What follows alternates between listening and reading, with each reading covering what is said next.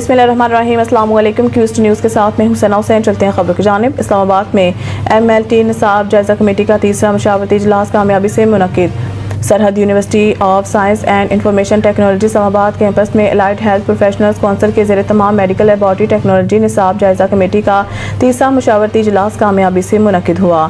इजलास की सदारत professor doctor M Arif Nadeem, head Department of Medical Laboratory Technology, National Skills University Islamabad ने की, जिन्हें ये जिम्मेदारी doctor Mohammad Fayaz Chaudhry chairman advisory MTL की कमेटी AHPC की अदम मौजूदगी में सौंपी गई।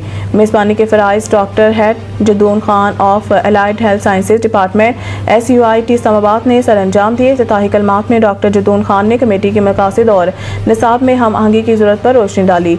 इजलास के शुरका ने इस बात पर इत्तफाक किया है कि मुल्क भर में MLT निसाब को मेयारी और जदीद तकाज़ों से हम आहंग करने की फौरी ज़रूरत है। इजलास में BS MLT प्रोग्राम के लिए नई स्कीमें ऑफ स्टडीज़ तजवीज़ की गई हैं, जिसे पहले सूबाई सतह पर भिजवाया जाएगा और बाद अज़ा कौंसिल को हतमी मंजूरी के लिए पेश किया जाएगा। मज़ीद बरां इस अमल को आइंदा MS और PhD प्रोग्रामों तक वसअत देने का फैसला भी किया गया।